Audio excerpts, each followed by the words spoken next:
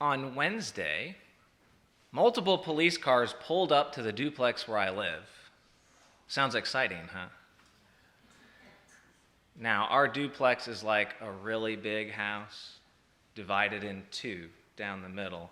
So on one side, there's a front door for the neighbors, and then on my side, there's a front door for me. On their side, there's a garage door. On my side, there's a garage door. So it's just like a wall dividing two houses, but really it's one house. And the door to the neighbor's side of the duplex opened when the police cars arrived, and a man took off down the street. One of the police cars immediately pulled out, turned around, and started driving that way. I wasn't there, that's what my wife tells me. And our neighbor said that some people were hiding in their home, and after the police checked the house and left, they said they were still hearing voices. So maybe someone was hiding in the house still. Maybe someone was hiding in the car, in the trunk parked in the driveway. So they called the police. The police came back, and they got into the car, opened the trunk, and no one was there. This is just another episode in the ongoing drama on the corner of South 5th Street and Rockville Road, where I live. This is the same place where in the past, after 1 a.m., music was so loud I could hear it through the walls, and I went outside and I could hear it on the front street blasting, and I tried to knock on their door to get them to stop, but they couldn't hear me, so I had to call the police, and the police had to come.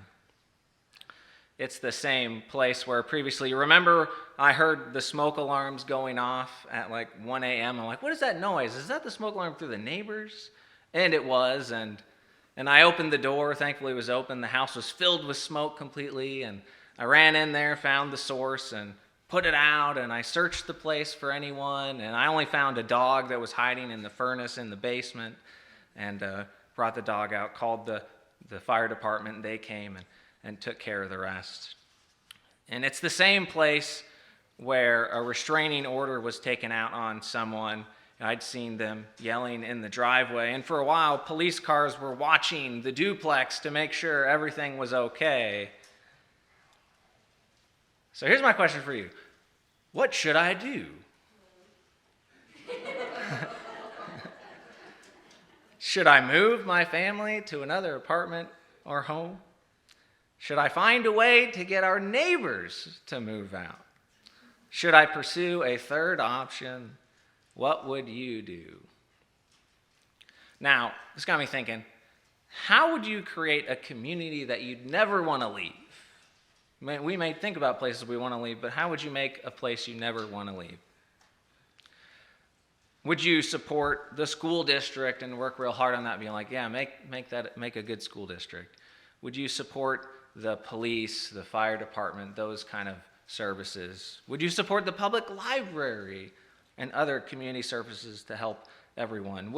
I know people here would push for great local restaurants. They would love that. On the other side of things, though, is what would you do? Would you work to keep people out?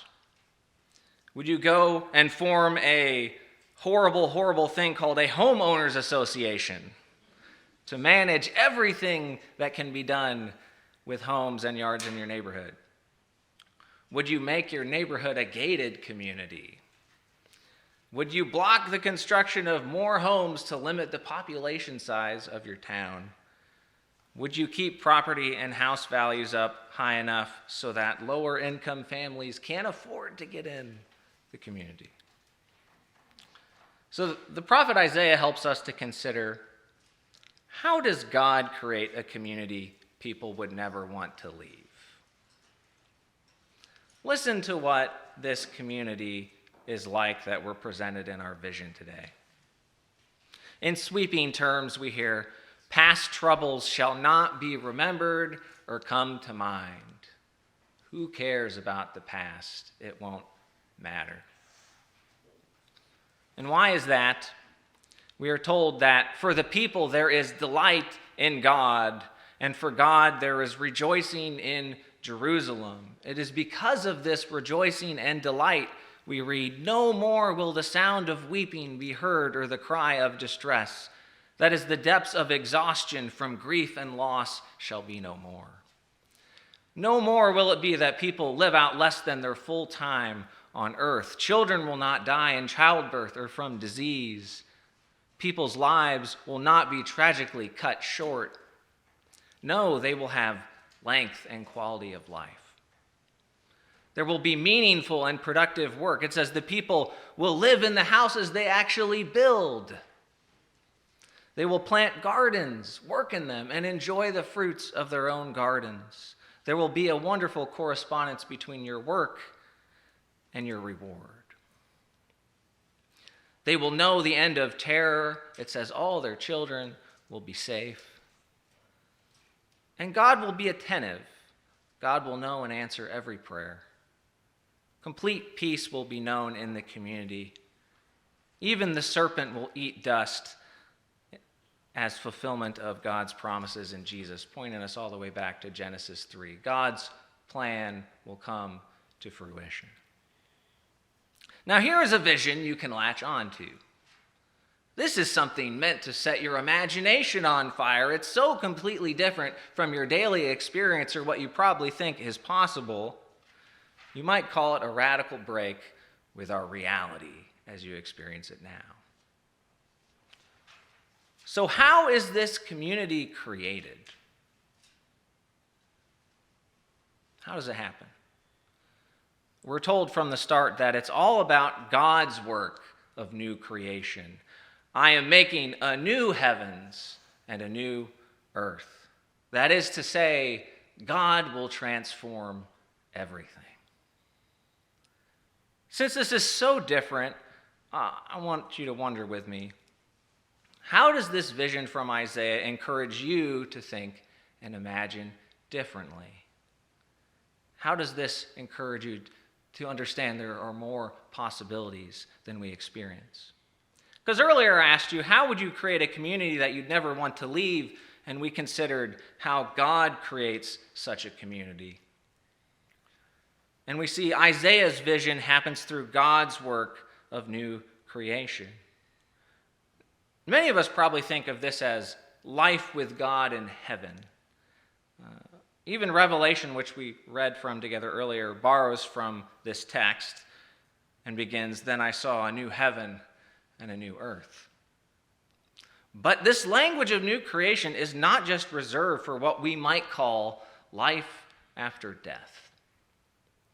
I want you to listen to the words of the Apostle Paul. 2 Corinthians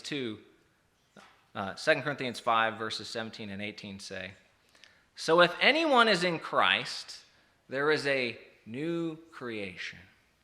Everything old has passed away. Look, new things have come into being. All this is from God, who reconciled us to himself through Christ and has given us the ministry of reconciliation." Romans 6:4. "We were buried with Jesus by baptism into death, so that just as Christ was raised from the dead by the glory of the Father, so we also might walk in newness of life." Galatians 2:19 and 20.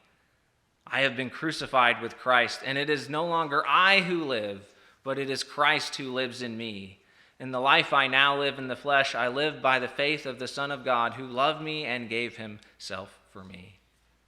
And last, Galatians 5:22 through 23. "The fruit of the Spirit is love, joy, peace, patience, kindness, generosity, faithfulness, gentleness, and self-control."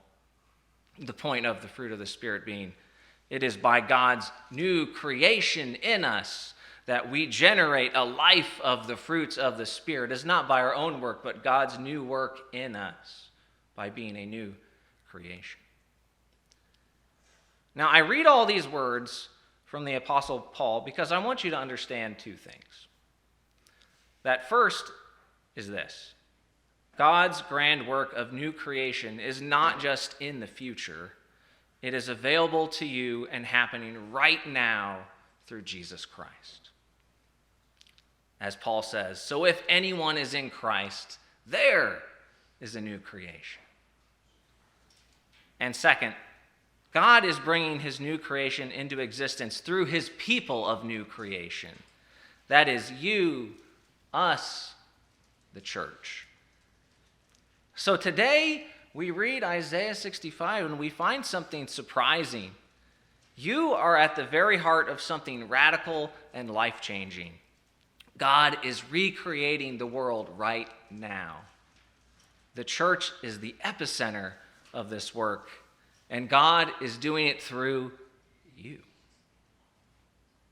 Will you pray with me? Father, continue to transform us into your new creation through your Son, Jesus Christ, and the gift of your Spirit.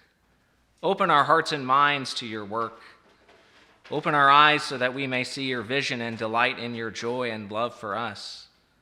And most of all, direct our hands so that we may join in your work of new creation today. We say all these things and pray to Jesus. Amen.